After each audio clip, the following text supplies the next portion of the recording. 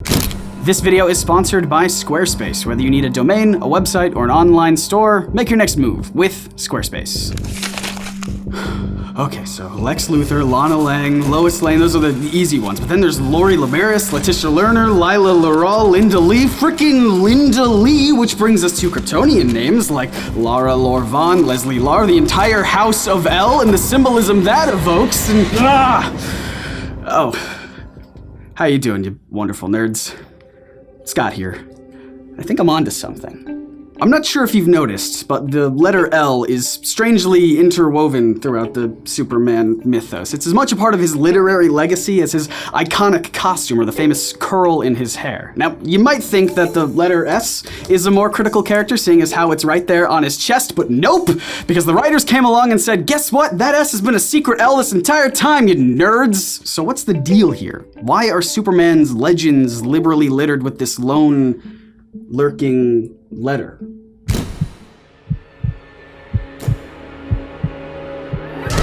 What do you want? What do you long for?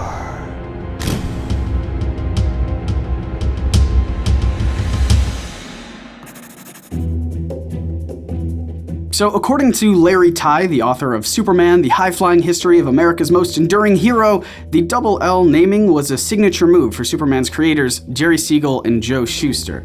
That's where I would point to them if I had them up on the board. They would name every Superman character with 2 L's. The pair even turned it into a metagame. Readers would write in whenever they'd uncover a character's name had those signature L's. As to why this became a Superman tradition, there doesn't seem to be one straightforward reason. It's not uncommon in the medium, right? Alliterative names are a staple of the comic book superhero industry. They're useful for characters targeted at young audiences because they're easy to remember. Heck, they're useful for creators as well. We've already made an entire video about how Marvel has so many alliterative names because it helped Stan Lee keep all the characters straight in his head. At least that was how it was supposed to work in theory. Not so great in practice. Go check out that video when you get the chance. But outside of common sense, it seems like this classic trope in the Superman franchise became one by complete chance, which is... that's pretty unsatisfying, isn't it? Either way, this phenomenon has been brought up in the comics as well, notably in 1968's Superman number 204, which is that one.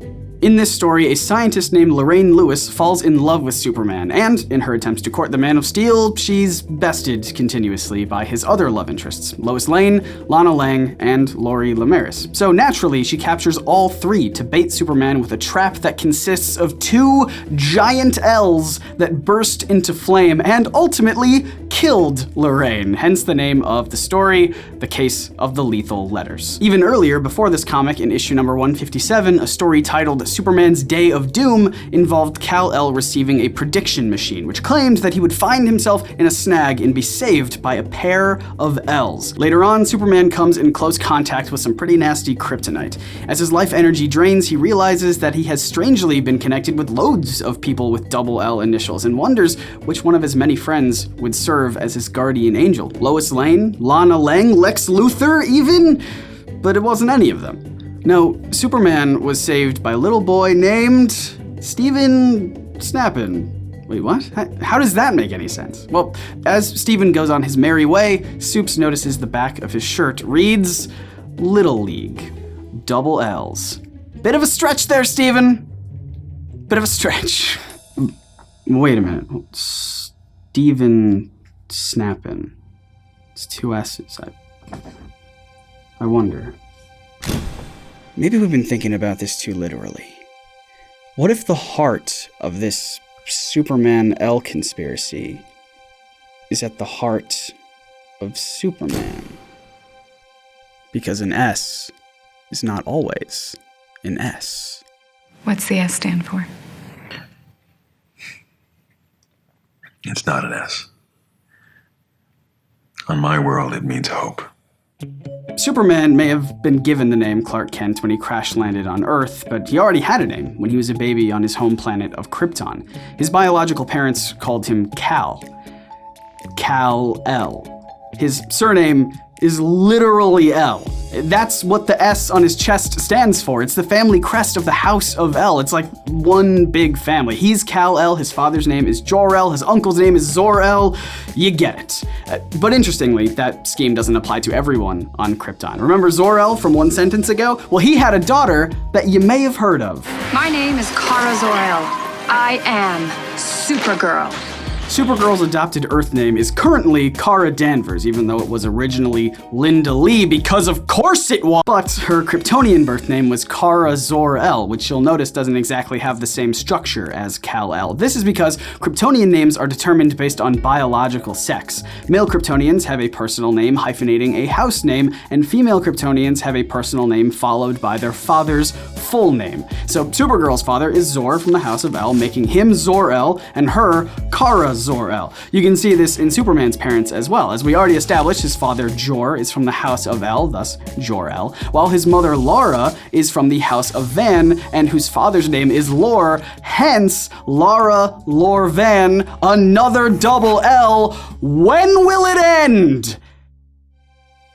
No, not when will it end. When did it start? I mean, in early Superman stories, the S symbol wasn't much more than the Man of Steel's brand. It didn't stand for anything, much less a family crest.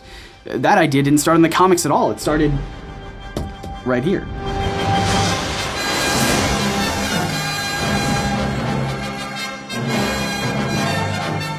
Ah yes, 1978's Superman the movie. It's a good film if you haven't seen it. I'm not usually one to give in to nostalgia and say that movies in the past are better than movies today simply because they're old or whatever, but Christopher Reeve is still my favorite live-action Superman.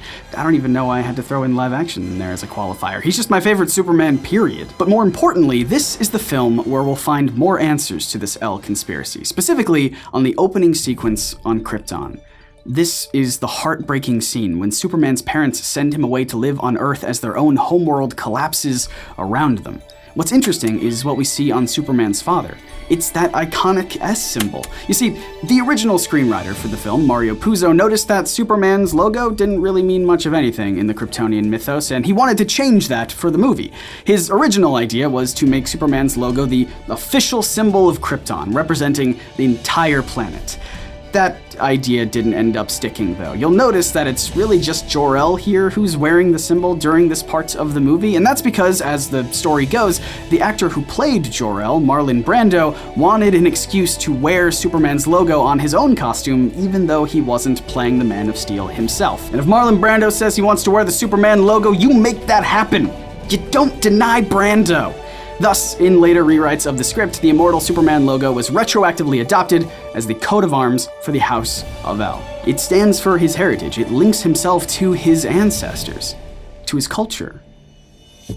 And maybe not just his culture. Superman's creators, Jerry Siegel and Joe Shuster, were both born into Jewish families, and as you can probably guess, their shared upbringing bleeds into a lot of Superman's mythology, including his house name, El. Now I'm gonna be honest with you guys, I'm not super religious anymore. Sorry to my parents who are watching this.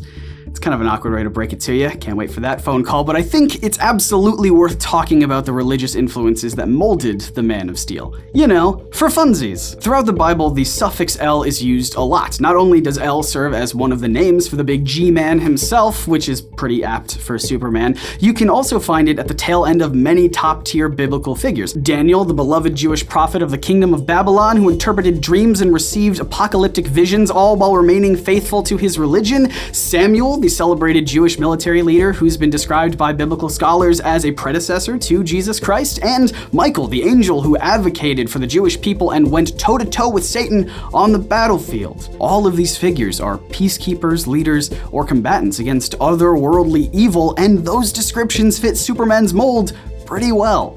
Now, all this is speculation, of course. We don't actually know if Siegel and Shuster intentionally made Superman's birth name a reference to celebrated Jewish icons of the Bible, but the similarities are indeed there. And there's also the frankly over-discussed idea that Kal-El's origin story also mirrors the upbringing of an all-star in Jewish faith, the sea-splitting legend himself, Moses. So stop me if you've heard this one before. Fearing the complete extinction of their people, a parent sends their infant son traveling to a faraway place where he's eventually adopted and raised in an entirely different culture, only to then grow into adulthood and fashion himself as a leader, aided by abilities beyond that of a mortal man. Sounds pretty familiar, right? Moses is described as a figure of peace who brings the Jewish people of Egypt out of slavery and into an exodus towards a kingdom of their own. He stands up to his fellow man and, with the power of the man upstairs, becomes a hero to his people.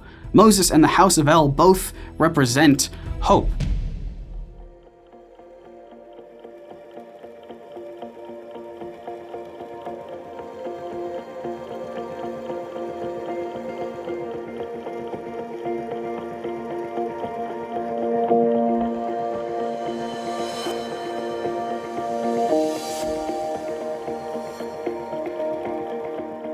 And like I said, while we don't know for sure, it doesn't seem like a stretch to think that Siegel and Shuster worked in these references intentionally. From the initials of countless supporting characters to Kryptonian houses and culture to biblical names and influences, the language of the Superman franchise comes from all corners, and it may be impossible to trace everything to a select few sources, but at the center of Siegel and Shuster's character lies the legacy of a lonesome letter. But what do you guys think? Is there something to this El conspiracy in Superman's mythos? Or, as always, am I just reading too much into things? Or does it go deeper?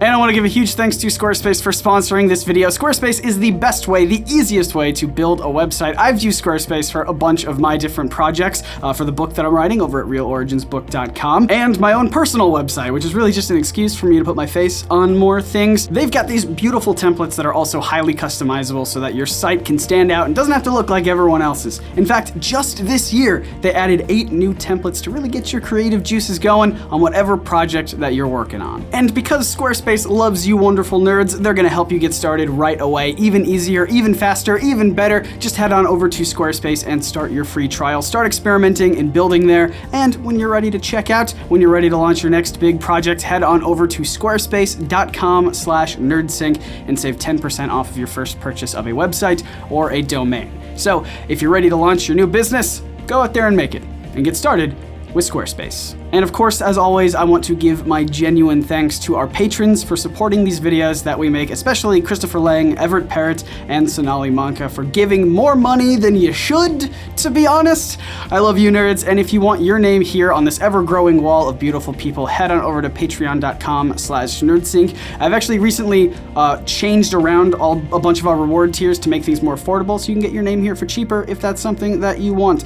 But if you're feeling exceptionally wild, hit that big sexy subscribe button. I'm not convinced that it does anything these days, but it does boost my ego. And usually right here, I let YouTube's mysterious algorithm pick out a video for you to watch, but I want to specifically recommend this one about Superman battling the KKK in real life. Statistically, none of you have seen it, so if you liked this video, you'll really love that one. Thanks for watching. My name is Scott, reminding you to read between the panels and grow smarter through comics. See ya.